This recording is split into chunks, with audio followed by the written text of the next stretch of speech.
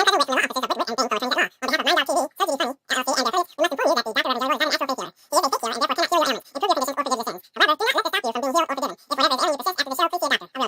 to me, my children.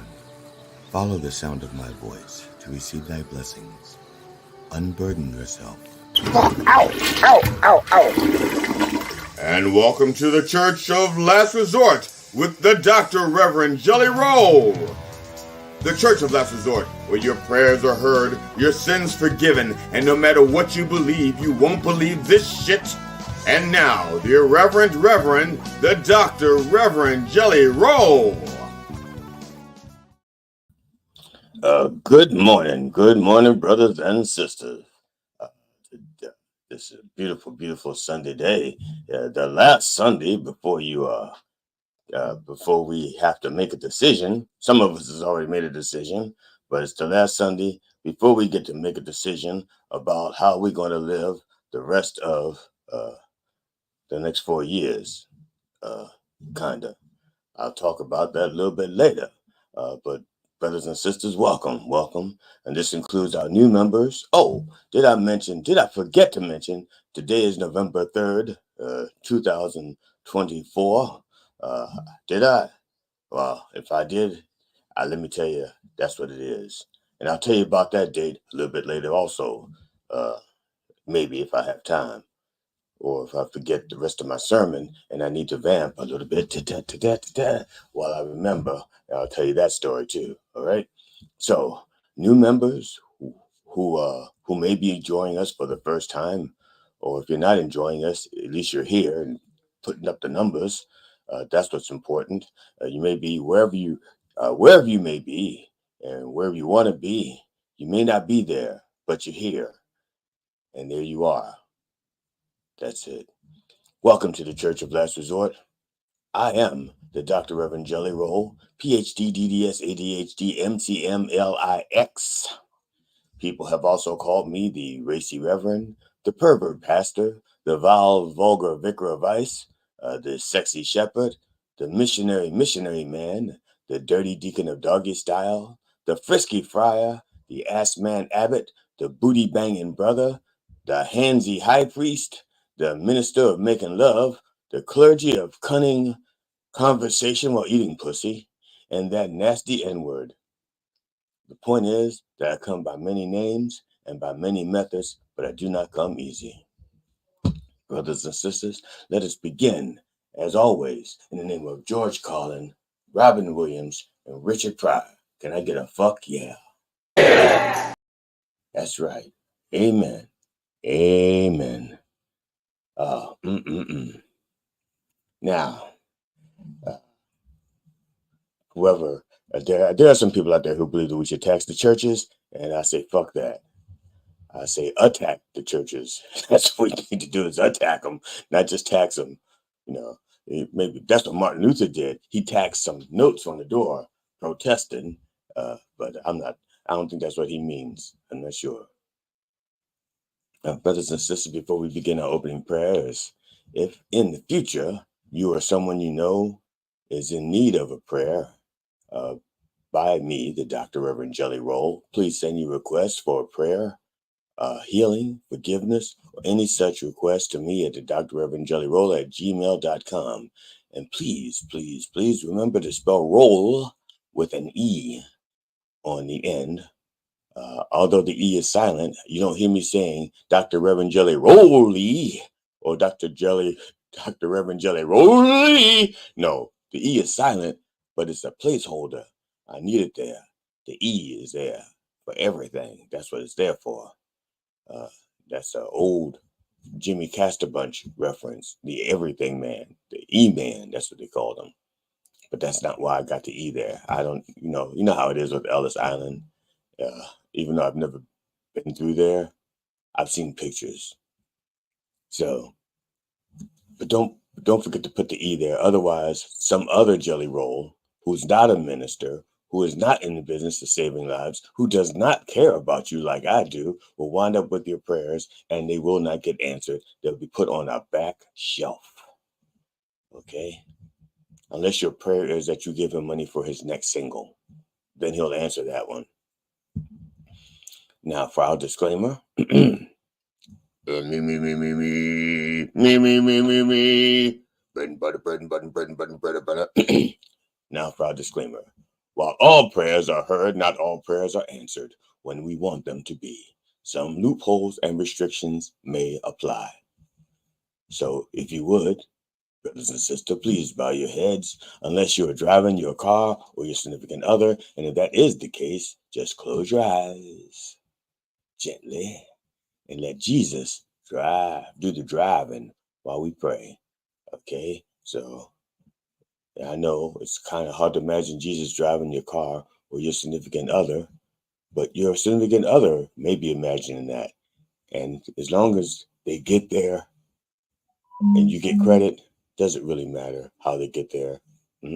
I don't think so, unless you're an egotist or some other kind of test.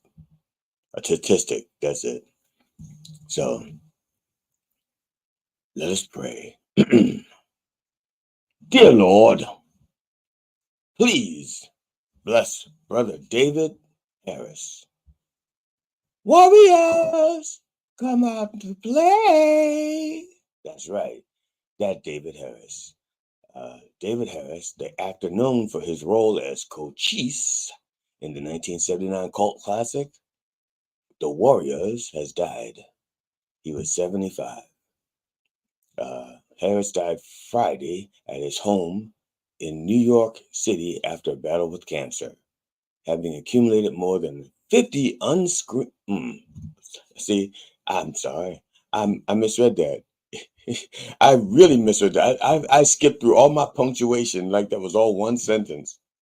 Forgive me.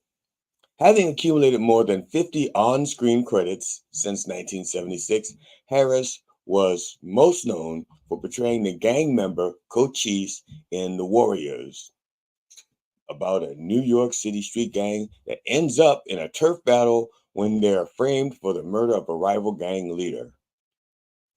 That's the whole plot, all right? But you still should see the movie because it's become a cult classic. That's why I mentioned that in the beginning. It's a cult classic. Don't ask me where you can see it because I have no fucking idea. I haven't seen it since like 1977 or something, or whenever it was out.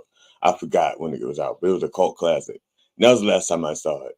And I didn't even see all of it then.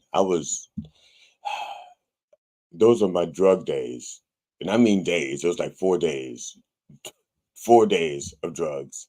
I don't remember much about those 4 days, but I paid the consequences for those 4 days many times over at a court, an abortion clinic, and an auto repair body shop. But that's neither here nor there. I was young. We were all young once. Okay. Now, Harris was also made appearances in such films as Brew Baker in 1980, Quicksilver in 1986, and Fatal Beauty in 1987. Now, I did not see, I don't remember those movies. My guess is the way Hollywood works, since he was so good as Cochise, they probably made him play a gangster in every last one of those movies. I have no idea. He was in episodes of MacGyver, Hill Street Blues, The Equalizer, ER, NYPD Blue, Law and Order Special Victims Unit, Elementary, Instinct, and First Wives Club. And again, I have no idea what he was in those movies. I didn't see them, not those shows. I don't remember what he looked like. She probably played a gangster and all of them too. That's how Hollywood works. They find a type, they keep a type, and then they increase the type, so that other people can see it from a distance. But then you get older and then they change the font. And when they change the font, it doesn't look the same. And so people stop watching you. But that's beside the point. So rest in peace, David. You've come out to play for the last time. Can I get a chunk of Cochise? Yes, indeed. Dear Lord, please bless Sister Terry Garr. That's right. Terry Garr, the quirky comedy actor who rose from being a background dancer in Elvis Presley movies. And she was thick. That's like woo. Yeah, I went back and looked at some of that footage. It was like, holy cow. If only I'd have known that was her back then. That's a few more extra images I could have put in my bank for the future. But anyway, she was in a few Elvis Presley movies as a background dancer. And she was also in Young Frankenstein. Young Frankenstein. She played Inga, his laboratory assistant. If you've never seen Young Frankenstein, first of all, what the fuck is wrong with you? And second, what the fuck is wrong with you? You should see Young Frankenstein. It's a classic. Okay, even though there's just some shit in there that it was just a good fun movie. And if you're on weed, it may be even funnier. I'm not sure. I enjoy it straight, and straight. Both uses of the word straight. That's how I like it. She was also in Tootsie, and she was good in that as well. Now, the thing about Tootsie is she was nominated for an Oscar, but she was nominated against her co-star Jessica Lange. Now, Jessica Lange was nominated twice for that movie. She was nominated as Best Actress, and she was nominated as Best Supporting Actress. And Terry Garr was nominated as Best Supporting Actress. Now, for Best Actress, Jessica Lange was up against Meryl Streep for some movie. I can't remember what it was, but there was no fucking way Meryl Streep was not going to beat Jessica Lange out for an Oscar. No way. So Jessica, and they knew that, so the the people at the Oscars, they're playing politics and stuff. And I'm just telling you this because it's all going to tie in at the very end. And if it doesn't, fuck it. I'm telling you this because I know this. It's in my head. I got to share it with somebody. Nobody else will fucking listen to me when I talk about it. So, and I tried. Last night, I was at a comedy club and I was trying to talk about it. And then the comic was on stage and he says, will you shut the fuck up? I'm on stage. And I'm trying to tell him about Jessica Lange and Meryl Streep. And they went, oh, fuck. Tell me later. But then the show ended. They went their way. I went my way. We never got a chance to talk. That's beside the point. So, there was the Academy knew that, the Academy already knows who's going to win. They said, no way Jessica Lange's going to win this, but we will give her supporting actress. Okay. But she was not as good as Terry Garr. Terry Garr made Tootsie. Okay. Terry Garr was really good in Tootsie. All right. You should see that if you haven't. And if you have, see it again and think of Terry Garr being cheated out of an Oscar when you watch it. It may bring a tear to your eyes in the middle of that comedy. Okay. At any rate, Terry Garr was 79. Terry Garr died Tuesday of multiple sclerosis, and she was surrounded by family and friends. You know how I feel about that? She'd probably still be alive today if she wasn't with family and friends. But, I'm not going to go in that particular direction right now. Okay. Terry Garr was a comedic genius. She made simple sexy, and she was simply sexy. Plain and simple. Some of Garr's other roles were she played Phoebe Abbott on Friends, and that was Phoebe's mother. I can't remember Phoebe's name in Friends. I don't remember the other Phoebe, the daughter's last name. I keep wanting to say Phoebe Cates, but that's just an obsession. That's not what her name is. She was also played Ronnie Neary in Close Encounters of the Third Kind. She played Caroline Butler in Mr. Mom and Roberta Lincoln in Star Trek. That's right. The original Star Trek. Okay. And in that particular episode, she played the kind of a ditzy person, but she was so good in that got her. That's what kind of launched her as like the ditzy blonde in many, many, many other movies. And just to let you know a little secret, it takes a really smart person to play a really convincing ditzy blonde. I just need you to know that. You have to be really smart to pull dumb off like that. Rest in peace, Terry. And I wish there was something that I could have done to give you a little peace. That's right. Can I get a little side action? Amen. Mm-mm-mm. And finally, Lord,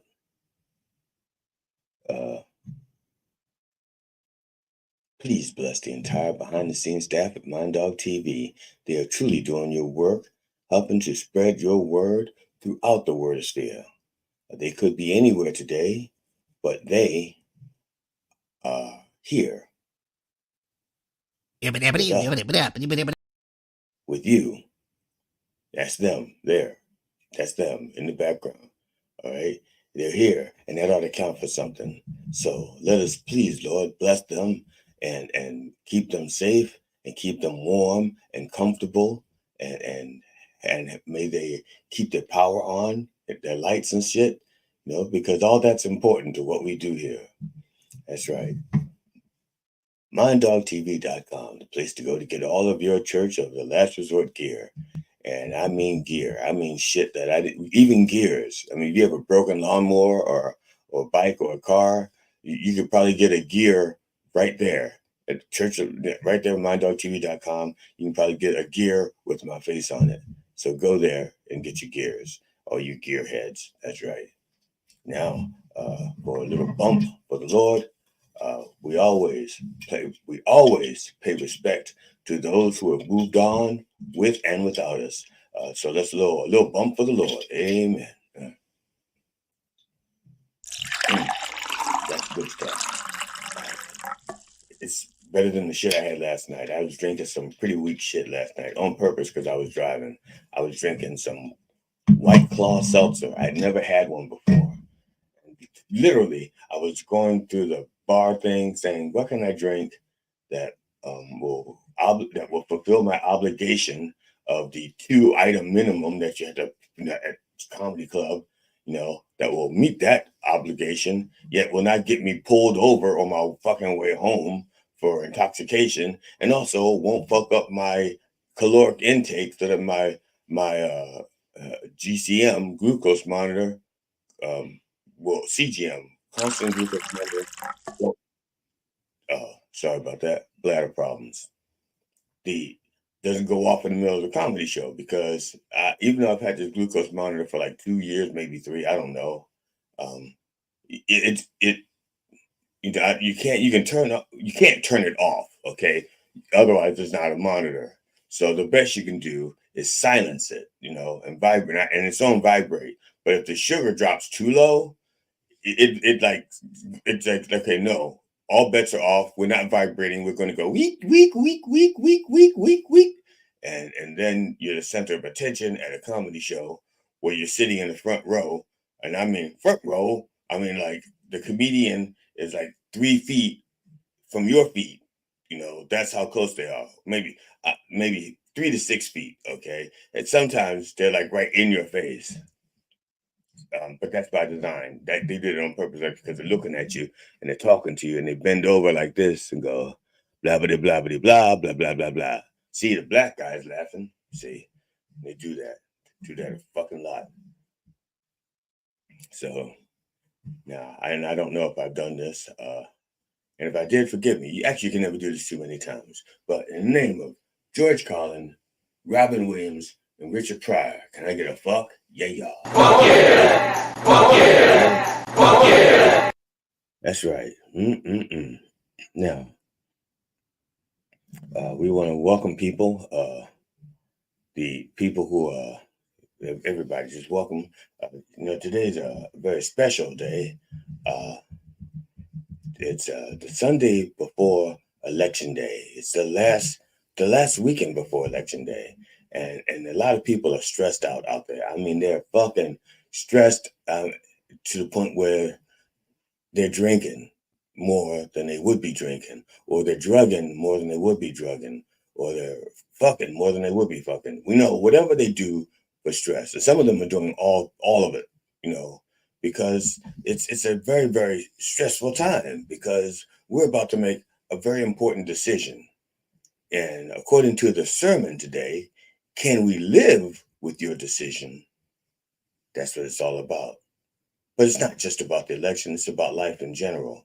And we're going to get to all of that. We're going to get to all of that right after I remind people out there, not me, the video is going to remind people out there about Mind Dog, about Coffee with the Dog. You know, our pilot ship program, the thing that pays all the bills. You know, Coffee with the Dog. You know, this is hit it, Jack. Hit it. Comedians, musicians, songwriters, filmmakers, authors, and podcasters. Coffee with the Dog is booking for the fall and winter. Now, get free publicity and hone your interview skill in a fun and safe setting. Coffee with the Dog is a live radio, live stream podcast based in New York that airs daily Monday to Friday 9 a.m. to 11 o'clock in syndication on iHeartRadio, as well as video streaming platforms like YouTube, Twitch, Rumble, and many other platforms. Guests usually come on remotely via StreamYard, like Zoom but easier, although occasionally we do in-studio interviews. The morning show focuses mainly on comedians and musicians, and they have interviewed many top names and classic celebrities such as Robert Klein, Mike Binder, Eddie Brill, Doug Stanhope, Steve Byrne, Paul Provenza, Jeff Altman, and many, many others. For booking, go to minddogtv.com/booking. The Church of Satire Comedy Club presents The Rowdy Runway. That's for later. That's for later. We're gonna play that one, but later, not right now. That's no. Hey, so thank you, Sister Curly Hair So Bright. She's been a member of the church for about a year now, because this church has been here for like a year and 3 weeks or something. No, year and 3 weeks. Yeah, we missed our anniversary, but that's okay. People miss anniversaries all the fucking time, and I'm not going to mention that anymore. It's not like I'm asking you for a belated anniversary gift. It's not like I'm saying, Brother Ian, I didn't get my anniversary gift or anything like that. That's not what this is about. You know, brother Ron, no. I'm not asking you to give me an anniversary gift or that you forgot. That was my fault anyway, because I didn't pay attention to it. But you know, that's beside the point. Okay. Now, as I said before, this sermon or today's topic is, can we live with your decision? Okay. Now, by we, I mean others. Okay. It's not like we, me and you, or it's we, just others who are not you. Okay. You are still you. Your decisions, that's still you. That hasn't changed. But we are others, not them. Okay. It's not them. It's not you and them. It's you and others. Okay. So when I say we, I mean others. Now, by live, I mean survive and also not be harmed by, okay, or adversely affected by, okay. Do your decisions benefit almost everybody, okay? And the answer should be we, no? And by no, I mean we, yes, okay? So by we, I mean yes. Now, although this sermon was inspired by the ongoing presidential election, it is applicable to every decision that we make. Now, let me say that again. Although this sermon was inspired by the ongoing presidential election, it is applicable to every decision that we make, okay? Our decisions matter. They matter because we do not live in a vacuum. That would suck. You see what I did there? That's right. I don't have another joke after that, like about Hoover or Dyson or no, none of that shit. That's it. That's it. Now, there are those, and plenty of those, them, that say, what is supposed to happen is what is going to happen. As a matter of fact, I say that. I just said it. You heard me. I am a firm believer in what is supposed to happen is what happens. But I'm not saying that I'm not saying that like fate. I'm not talking about fate. Okay. No, I'm not talking about fate. Fate is a lazy person's excuse not to try to It's a lazy person's excuse to try to not be no. Yeah, they don't want to be responsible, right? People who believe in fate say, fuck it, I'm not responsible, it's fate. All right. Now that's bullshit. Now, because all they're doing, okay, uh, they say that, as they just go through life trying their best to fade it until they make it. All right. That's it. They don't have a plan. They're just trying to fade it till they make it. That's right. And I'm not saying fake, I'm saying fate. All right. It's a new way of thinking. Fade it till you make it. All right. You just say it that way, no matter what happens, that's what's supposed to happen. And you keep saying that until you've made it, until what you want to happen happens. You're just saying it's fate. It's fate. Nobody's coming to see me at my performances because it's fate until you make it. And once you make it, you be like, that's what's supposed to happen. Okay? Or you're miserable because you can't find the one person you want to be with, and it's fate. And you're going to keep on saying that it's fate until the thing that you want to happen happens. Okay? You're being irresponsible because we're in control of what happens. Okay? And I'm going to show you. Eventually I'm going to break out the breakdown board and show you what I'm talking about specifically as soon as I figure it out. As soon as I figure it out, I'm going to break it down for you. But right now, I'm just throwing shit at the wall to see what looks like spaghetti. To see which shit looks like spaghetti. Okay, and I didn't mean to do that. I just hit the button and I just skipped ahead like to the very end. Okay, so people need to stop making excuses. But hey, what I'm trying to say is it is true, although it is true, what did happen was supposed to happen. There's a caveat, okay? The caveat is we are in control of what is supposed to happen because we are in control of our decisions. And it is our decisions that determine what happens. Okay? Now, let me give you an example. Okay,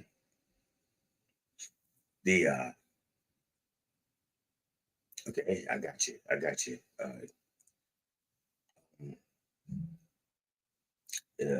Today's November 3rd, 2024. November 3rd, 1968. It was a Sunday. We were about to have dinner, fried chicken, because we always had fried chicken on Sunday. My father insisted on it. That was something, my father was a Southern man, and he was North Carolina. And that was what Sunday dinner was always fried chicken. And I'm almost certain we always had mashed potatoes and peas. I'm not certain if we are, I don't know. I just know on that Sunday, we had fried chicken, mashed potatoes, and peas. Okay. Now, my father did not cook it that day. My father usually cooked the chicken. That was like something he insisted on. My father was a very good cook. Very good cook. He could cook better than my mom, and my mom was no slouch in the kitchen. But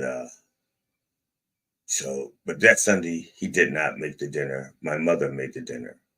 So the last dinner that my father cooked for us, I don't remember when it was. It was a bit of fried chicken. I bet you it was on a Sunday. But that particular Sunday, my father was in a hospital, Sinai Hospital in Baltimore. And the doctors, they called my mother and they said, Ms. Roll, your husband is not going to make it. You should get down here now. He's like rattling, that little death rattle. That I think that's how it sounds. Some people their death rattle goes like, and some people their death rattle sounds like a rain stick. It goes like, and then some people their death rattle sounds just like a little snake, and like just like that's just a little tail moving. Okay, so everybody their death rattle is different, but apparently they recognize my father's death rattle, and so my mom goes off to the hospital, and she comes back and says, "Ding dong, the bastard's dead. Ding dong, ding, the bastard's dead." Actually, I don't think that's what she said. I may be revising history, but let's just say she wasn't in mourning, okay, Well, it was afternoon. That's the point. The thing is, after that, I, as a young man, had difficulty. I accepted his death pretty well in the beginning, but began to act out a little bit later. Now, I wasn't acting up because he was dead. I was acting up because my mother was starting to date again. Okay, she was trying to replace him, or she was dating. Now, part of it was that she said it was so that the boys would have a father figure and teach us how to be real men, and because she didn't know that she could do that. So, but that's when I began to act out, because I knew that she was, dating other men, and that kind of got to me. It affected me, and so I began to act out, and I got very angry about things. Now, I say this because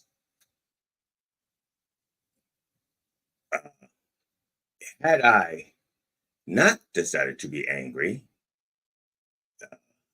the person that I am now is because I was so angry that once my mother married my stepfather kind of gave me a code to help deal with my anger. Okay. And as a result, when I got older and I got anger, I had a tool to deal with it. Now, had I not acted out and become an angry person, my stepfather would not have given me those tools, because it would have seemed like there would have been no need for them. And by the time I got old enough and started to get angry again, because you're going to get angry with people, then I probably would have done serious damage, because then I would have been a bigger, stronger, angrier person with the same martial arts knowledge that I had back then. But now I could really hurt somebody, not like when I was 12 and I only injured that kid. I tried to snap his head off, and it didn't work. And I was really angry. I got angry at a kid, and I tried to snap his head off. And then I got angry because his head didn't snap off, which made it even worse. And then I threatened his whole family because I was angry. That's like, I was young. It was the 70s. It was the 60s. It was 70, early, it was 70, 71, 71, 72. The thing is, it was drugs. No, I wasn't doing drugs back then. I was just doing anger, rage. The point is, the person I am now, I'm supposed to be because of the decisions that I made along the way. But each time I made a decision, it was something that I had to do in that time. And I did not always make a decision to say, I want to be this person, Dr. Reverend Jelly Roll, on November 3rd, 2024. I did not have that kind of insight. I was making a decision to say, I need to make it through the next few moments, the next few days, okay? Those were the kind of decisions I was making as a child. Now I'm older, and same with you. Hopefully you're older than you were a few minutes ago. Hopefully you're older than you were back at 9 a.m. when we started this. And I appreciate you for adjusting your clocks. Although most of you didn't adjust your clock, you just woke up and your phone did all the work. Not everybody has clocks. I still have clocks. I still got 2 clocks to adjust now. Well, one more. In my car, I got to adjust my clock in my car. I don't know if it adjusts itself. I'll find out when I get in it. Now, the main thing is that the decisions you make along the way, moment by moment, determines what is going to be in your future. Okay, it helps to determine, because other people are also making decisions that will eventually impact your future. Okay, you may not realize it, or maybe you do. Like, I don't know what your retirement plan is right now, but let's say you have a lot of money and you invested it in, let's say, pork, just to make up something, pork. That's where you invested your money. You said people are going to love pork, bacon. Everybody loves bacon. You see the commercials like bacon, bacon, bacon, bacon. I love bacon. All right, so you decided you're going to invest your money in pork. All right, and then somewhere along the line, let's say you get 2 people in Congress who one's Muslim and one's Jewish, and they both decide, pork is bad. Okay, we should do something about pork. And then they just say, we're going to pass legislation. We're working on legislation to ban pork. All right. Well, what's going to happen? They don't even say it out. They don't even get that legislation, because that legislation is never going to pass. But they say it. And what happens to the pork market? All of a sudden, it starts to go a little bit down, because it's like, oh shit, they're thinking about getting rid of pork, and the market starts to go. That decision, even though it didn't come to fruition, is going to affect your pocketbook. And if they were smart, they would never let it leak out. They'd have just thought about it in private, because they know it's never going to pass. We're not giving up bacon. I don't even eat bacon, and I'm not going to give up bacon. You know what I'm saying? Okay, turkey bacon. That's not real bacon. I grew up with real bacon. But turkey bacon is for the look. Okay, so I can eat a BLT. It looks like I'm eating a BLT. It doesn't taste like it. Doesn't smell like it. But this way I can still say I'm eating a BLT. But it's more like a TLT, because it's not bacon, it's turkey. So here's the deal. Decisions, even your decisions and other people's decisions, it doesn't happen in a vacuum. We're affecting everybody. And that's why I'm bringing this around to the election, okay? Can we or others live with your decision? And the answer ought to be yes, okay? I'm going to show you. I'm going to do my best to show you. I'm try to get this right. I can't tell if I got that. I have to look like this. I can't see yet. Shit. Because my monitor I made an adjustment to my monitor, and I can't see shit. But that's beside the point. Let's do this. It's getting in my way. It's starting to hurt. It's starting to hurt my head. Honestly, I can feel it. I can feel it in my head. There. Now, I want to see how much of this you can see. Where do you go to? We can see all of it. Okay, great. Thank you. Because I can't. All right. Thank you, disembodied voice. So, you have basically, okay, forget all of those other candidates on there, because only 2 people have a chance to win the election.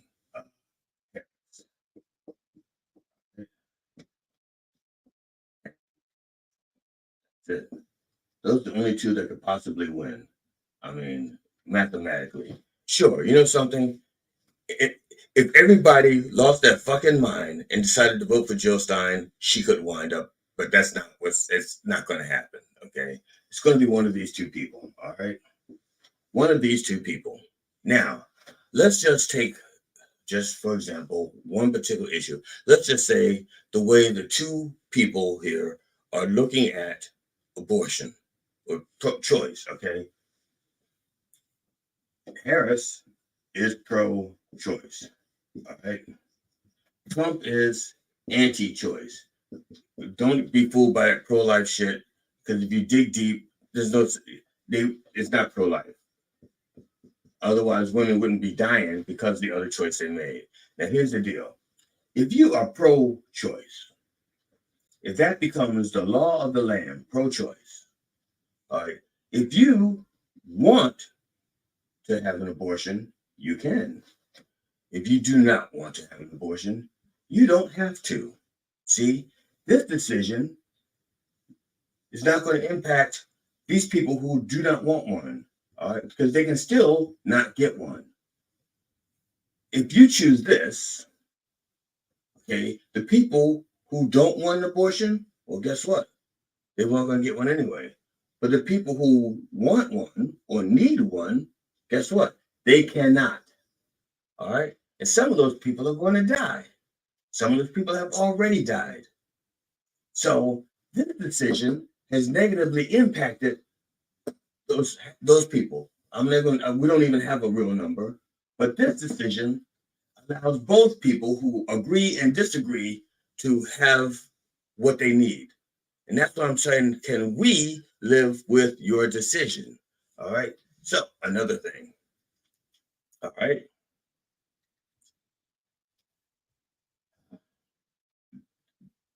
see her plan. The economy is doing great. Okay, let me go back here just for a second. The economy is doing fucking great. All right.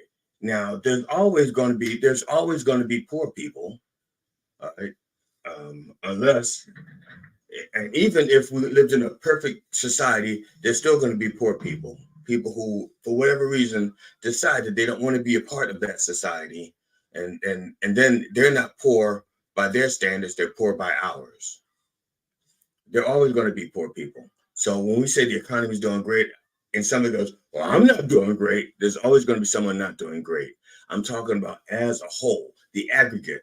Our economy is doing the best in the fucking world. Okay, even though we all went through the pandemic. All right, we all went through the pandemic, but the president at the time when the pandemic started, his choice, his decision was to pretend it wasn't happening.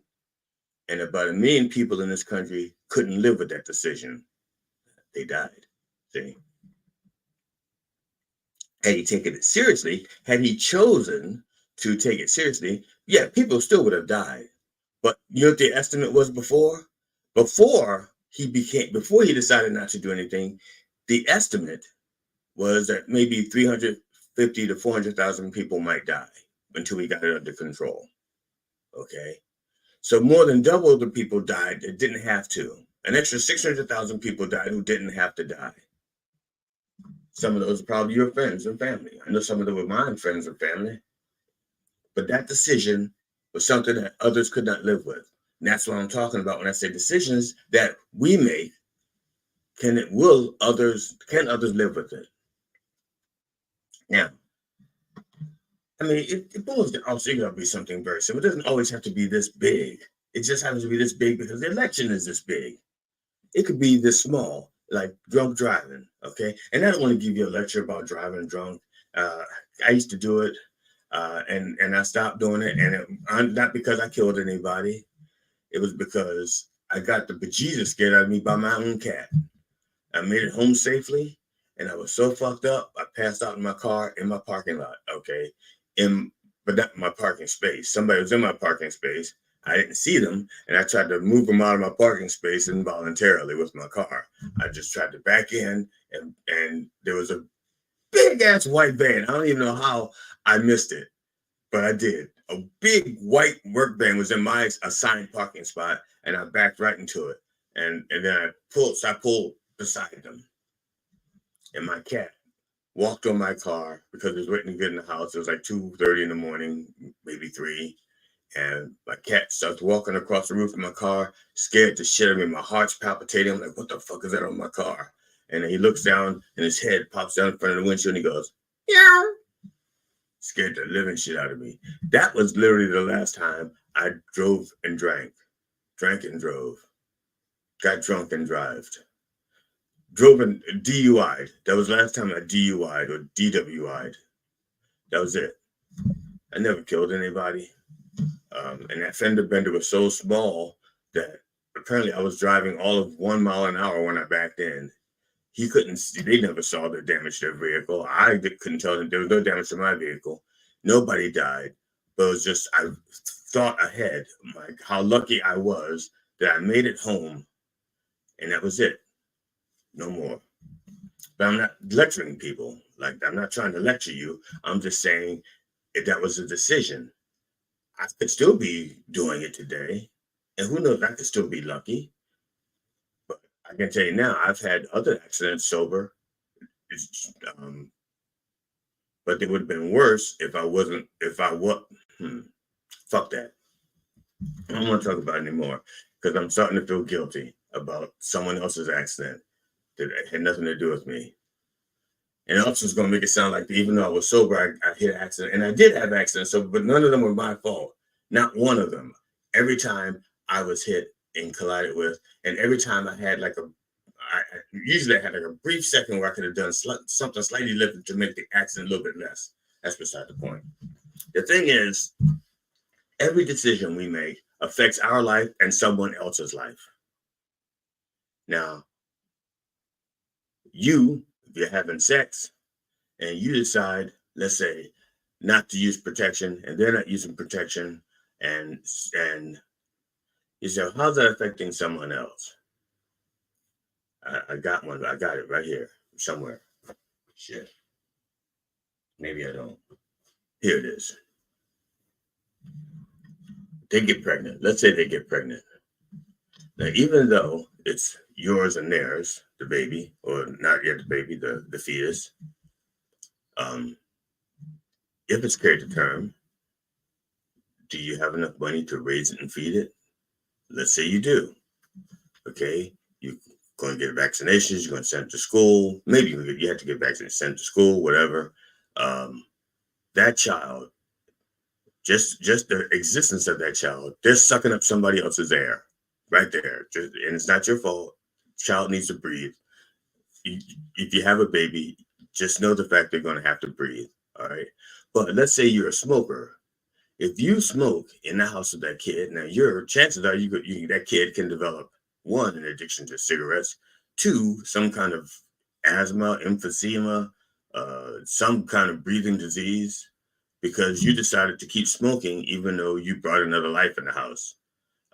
Now, if you're a responsible parent, you would stop smoking when that kid, once the kid was born, you'd quit smoking so that you could also be around potentially a little bit longer. This is what I mean by decisions affecting other people. All right, something is simple, something that has nothing, that is nobody's fucking business. It's nobody's business. All right, but now you got a kid, you're going to quit smoking.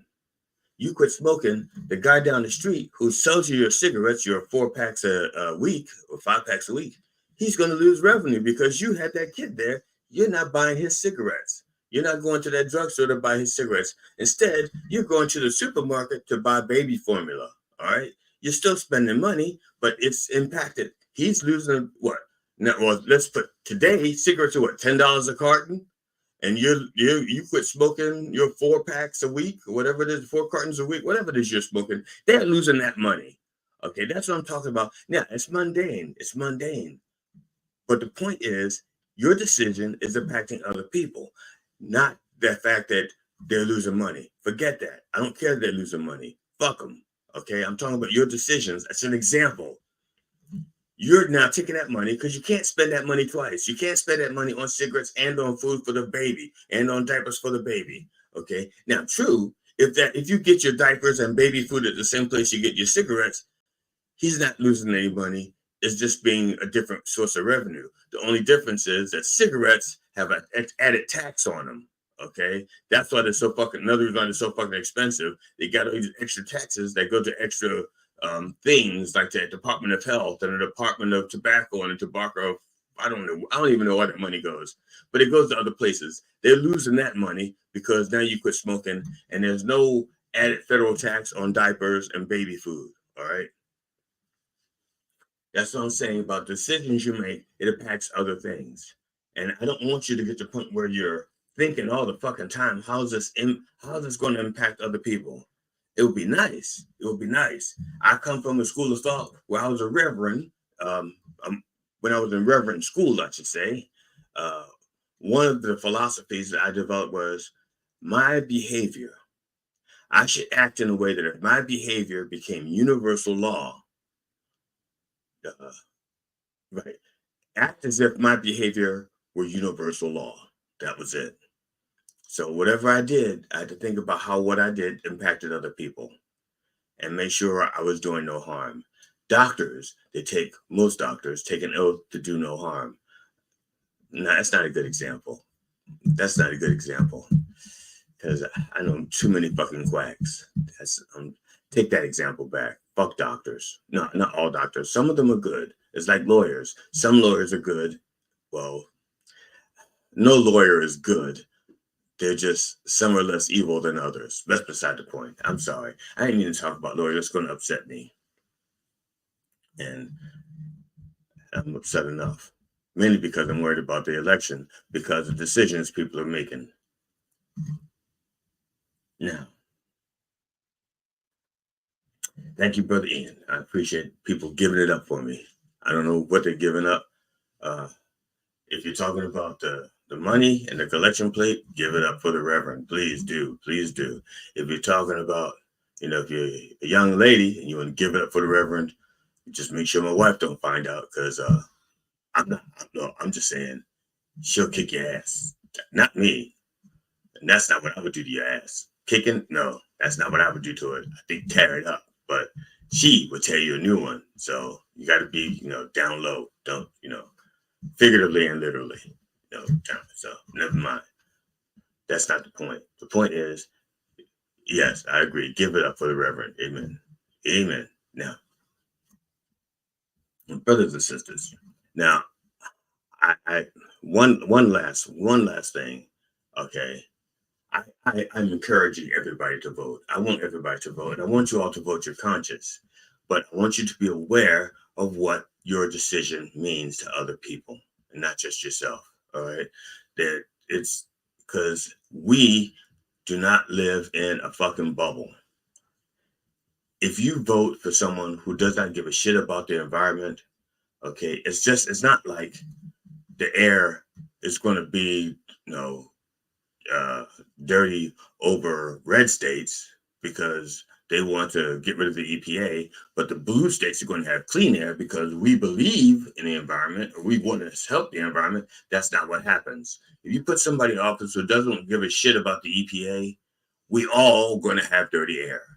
You put somebody in office who doesn't care about the EPA, we all going to have dirty water. You put somebody in office who doesn't care about the EPA, we're all going to die. Well, we're going to die anyway. We're going to die. But now the animals are going to die too. Okay? Well, they're going to die anyway. I don't know how to make this point without letting we're all going to die. But I'm trying to say this in a nice way. We could die later and from natural causes and not from emphysema and cancer and shit like that. We could die from maybe being gored by one of the animals that we saved. You save a deer and all of a sudden he's in full rut in October, November. Whoa, which is like now. And you go out there and you're going to feed the deer. And all of a sudden he goes, a piece of ass or a threat. And he just takes the horns and stick you right in the gut. And that deer you saved because you kept his water clean and his air clean, he just fucked you up, gorge your ass. He's like, thank you very much. That story didn't go where I wanted to go, but you got to save the deer. So let's say let's forget about the deer for now, because he was nasty. He was horny and he had no control over his decisions. He is excluded from his decisions making process because he was horny. It's not the same for young men. Men, if you're horny, you're still responsible for your sperm and what your sperm does. Okay, I don't care how horny you are, you have that responsibility. They're your sperm, your responsibility. Okay, not the deer doesn't have that. It's a different beast, a different animal altogether. And I fucked up. I don't know where I was going with this. Damn it. I did. I had a point. It was right there. Somebody help me. I don't know what. Fuck it. The thing is, before I go, and I'm not going yet. I got 6.5 minutes before I go. The thing is, we're coming down to crunch time. Okay, we need to think seriously. All those people out there who say they're undecided, a lot of that is bullshit. Okay, not true. There's a theory. There are people out there who don't shop for Christmas until Christmas Eve. Okay, they don't think about their families or their kids, and all of a sudden they don't feel like it's Christmas until Christmas Eve, and they run out and they shop. I get that. Okay, I understand that. But this is a little bit different. Okay, if you fuck up Christmas Eve, if you get the wrong gift on Christmas Eve, if you buy your kid a BB rifle and he wanted a Barbie doll, you can make up for that. You can say, I'm sorry. We can take this BB rifle back tomorrow and I'll get you a Barbie doll, day after Christmas. We'll go back and do that. You can fix that. All right. And their day is only messed up for 2 days. All right. That's it. But if you put somebody in office and they want to give everybody a BB gun or an AR-15, you can't just take that back the next day. You may not be able to take it back for 4 years. And that may be too late because there's going to be a lot of dead Barbie dolls in that 4 years because you put somebody in office who wanted to give everybody an AR-15. That's the point I'm trying to make. I'm not sure. Now, I want to take this opportunity to, a friend of mine, G.D. Fenderson, has a show November 8th. For those of you who, let's play this, and I'll go hit it on the other side. Show with your host, Ron Kane. Featuring the Churchland Satire Comedy Club presents the Rowdy Runway Comedy Show with your host, Ron Kane. Featuring Connor McAdams, James Finn, Elizabeth Croydon, and G.D. Fenderson. Tickets for the Rowdy Runway Comedy Show are available now online at www.churchofsatirecomedyclub.com. Tickets are $10 online and $15 at the door. The Church of Satire Comedy Club is located at 106 Broadway, Hanover, Pennsylvania. Boots and pants and boots and pants and boots and pants and boots and pants and boots and pants and boots and pants and boots and pants. Yeah, thank you. Thank you, Boots and Pants. That's November 8th, 8 p.m. And now, I realize that people out there, not all of you are going to be in the Hanover area. And that's why I want to say this part here. G.D. Fenderson, working with the people at plausible.com. He's going to stream it on plausible.com for free because, one, he's trying to help promote plausible.com, but it's also a technical test for him. That's why he's not charging. He's going to have that show on plausible.com so that people can watch it who cannot make it to Hanover, PA. All right. The full 90-minute to 2-hour show will be on plausible.com. Now you will have to register. It costs nothing to register. And you will have to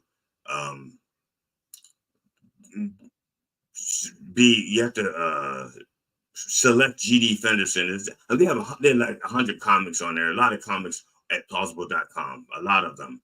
But if you want to be alerted or be part of or watch one of their shows, you have to register for that show. So you have to go to G.D. Fenderson and, register for this show. Okay. And you will get a reminder for it and everything. But again, this show is not going to cost you anything to watch it online on your phone. And so if you're around November 8th, 8 p.m. Eastern, like if you're on the West Coast or in another country, it's 8 p.m. local time for Hanover, PA, East Coast time. Okay. And you'll be able to watch it for free there. And don't count on the fact that you'll be able to catch the replay because he doesn't always remember to hit record to store it and save it. That's, got a lot of shit on his plate. Yeah. And he's throwing it against the wall to see what looks like spaghetti. So, again, that's November 8th, 8 p.m., plausible.com, and also Hanover, Pennsylvania, Church of Satire Comedy Club on 106 Broadway. Okay, so there you go. There you have it. I just wanted to put that out there because this is my last time to talk about that until next week, and then it'd be too late. It'd be the 11th. And if I talk about the show on the 11th, it would have already happened on the 8th, and you'd have missed it. Okay, that's what I'm telling you now. All right, now, and I'm also telling you because he's probably not going to promote it being available on Plausible on social media. Yeah, I have no idea what he's going to do. That man, we don't always talk about stuff like that. I know we're close, but we're not always like close. He says things or thinks things that never even reach my mouth. I have no idea. Reach my ear.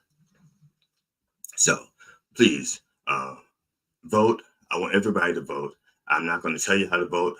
I can only ask that you be responsible with it and get off your ass and fucking vote. All right. So before I close, I want to thank those of you who have subscribed to my fledgling YouTube channel and my Facebook channel, Dr. Reverend Jelly Roll with an E. Bless you all. And on behalf of the Church of Last Resort and the entire Roll family, my wife Amona Roll, my kids Cinnamon and Jelly Jr., our cat Tootsie, and our dog Stop Dropping, I wish you safe travels, and I hope you will join us next week at 9 a.m. Eastern Orthodox Time on Mind Dog TV and everywhere that our word is heard. It's also like on So GD Funny on Facebook, and you'll watch if you're watching on YouTube. It's right here as well, just so you know.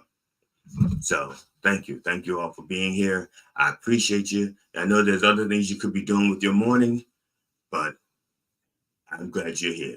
All right. So please, brothers and sisters, in the name of George Carlin, Robin Williams, and Richard Pryor, can I get a fuck? Yeah. Fuck yeah. Thank you. Thank you, brothers and sisters. Thank you.